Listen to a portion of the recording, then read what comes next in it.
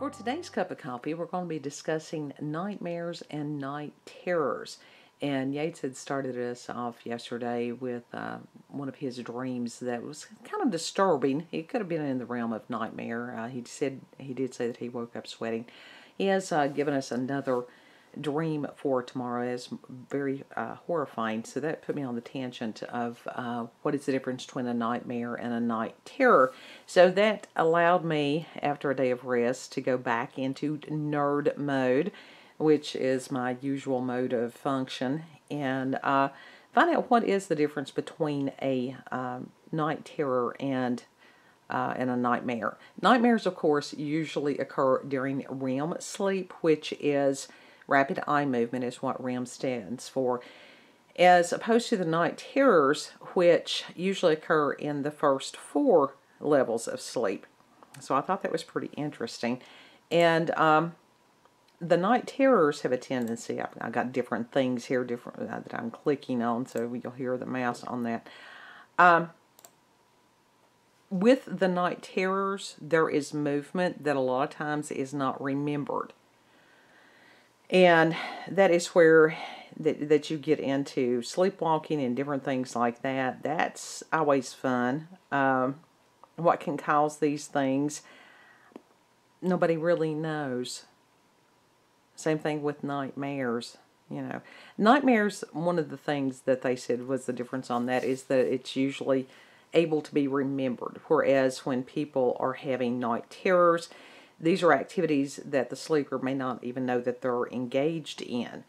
I found it was interesting. Most people have had that experience, and if you've not, you're one of the few, that in a dream you're trying to scream and you can't. And that falls under the night terror category, and that is, they're on that line of sleep paralysis. So if you've never experienced that, yeah, you're very blessed. I think everybody has nightmares from time to time, things that are very disturbing, and what is disturbing to one may not be disturbing to someone else. But there's something that, with the sleep paralysis, one of the most commonly reported events or encounters is the old hag. And these are people that they have a level of awareness, and it feels like there is somebody sitting on their chest, choking them or something like that. It's not a pleasant experience, and that they can't move. So that very much goes into the night terrors realm. Also, as far as mythology, goes into the realm of incubi and succubi. So that's one of those, it's very easy for the secular humanist to discount and discredit the realm of spirit. They don't want to sit there and go, oh, you had a spiritual attack, you had a demonic attack during the night, and yet they can't explain why when somebody makes a mean tweet to somebody that somebody's feelings gets hurt. Well, that's pretty simple. It's a spiritual attack. It is energy that is being directed and targeted to somebody. And those things, doesn't matter how many coping skills you have, sometimes those can still be very painful.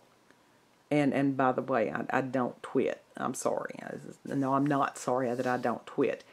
So these are psychological attacks. They are spiritual attacks. What is the difference between, the realm of psychology and the realm of spirit? We don't know that there is a difference on that. So when somebody's trying to discredit your experience, especially out of the scientific community, NOAA, NASA, data tampering, those of us that were paying attention to a lot of this stuff. So, what makes you think that they're right about discounting a spiritual attack? I wouldn't believe these people as far as I could throw them. So with those things, how do you protect yourself? How can you prevent nightmares? And there are some things that they say to do, such as sleep hygiene, things that you do before you go to bed, things that you don't do that before you go to bed. Try not to, watch or listen to anything that is disturbing It is not a good thing to listen to the news and then go to bed, because that's going to get into your subconscious, which is your spirit. And then some of these things can manifest through night terrors and dreams. That is proper sleep hygiene. Take a few minutes, listen to something pleasant. Whatever soothes you may not be the same thing as soothes someone else. Books are wonderful. Depending on of course, when I was reading The Exorcist, I slept very well because the book was very well written. Like I said, it's much better than the movie ever dreamed of being. Hot teas, different things like that, chamomiles. Make sure that you're not allergic to daisies if you're going to use the chamomiles and these type of things. A lot of times they don't know what causes a nightmare. It can be processing the events of the day, and it very well can be that I think all of us are under a form of spiritual attack in this day and age. If you're not, you're either part of the problem or you're not paying attention. So, dreams, can they be reoccurring? Absolutely. Can they have themes? Absolutely. Nightmares, there are certain people that they will have the same recurring nightmare. Now, as somebody who in the past has had night terrors when I was a kid, yeah, that was standard procedure. But when you are living in a home that has, has some kind of spirit in it, you don't sleep too well. Even when I got into college and different things like that, stress, it was not uncommon for someone to wake me up. They would say that I would sit up, eyes open, talk to them, and I would be totally asleep. That is within that category of where the night terrors are. I have had incidences of sleepwalking, the last one being, it's quite a few years back, and when I woke up, I was in the middle of the living room. I had dreamed that something was after Hee-Hoo, which is our black kitty. And when I woke up, I was in the middle of the living room here, screaming, "Kitty, kitty!" And then it was just like, I was confused. And so I realized, I'm sleepwalking again.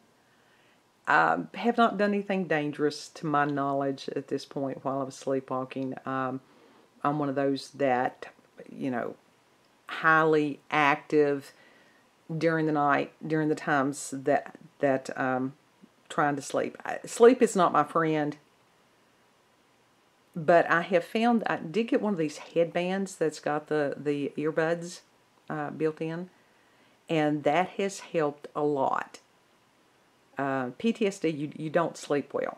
I usually like 2 hours, 3 hours, and I'm awake. I may be able to go back to sleep quickly, and then, if I only wake up twice a night, that's a good night for me. Sometimes it's best just to get up at 4 a.m. like I did this morning, drink a half pot of coffee, and go back to bed. Because coffee, actually, for some of us, calms us down. So, be careful of the science, because you reading some of that stuff, you will have nightmares. If you have any kind of nightmare that you would like to share, any kind of night terror encounter, paranormal, supernatural, legends, local legends, cryptozoology. Joe had gone on to me about the skinwalkers. Skinwalkers kind of freak me out, because anything that can assume the form of something else for the purposes of deception. We've got a lot of skinwalkers going around right now, folks. We truly, truly do, in positions of power. That's why they freak me out. Bigfoot, aliens, UFOs, if it's odd, and if you've had an experience with it, regardless of whether it, what caused the experience, email that to me at cupofcoffeewithscream@gmail.com. You're not going to be made fun of. I can promise you that. Even if it's bizarre, it doesn't matter. I do not want anybody to think that they're going to email me and I'm going to sit there and go, I want you to listen to this. I'm not going to do that. I'm going to sit there and go, wow, this person had an experience that, that deserves to be acknowledged. We're trying to destigmatize supernatural and paranormal experiences, in spite of secular humanism. You all have a beautiful, blessed day.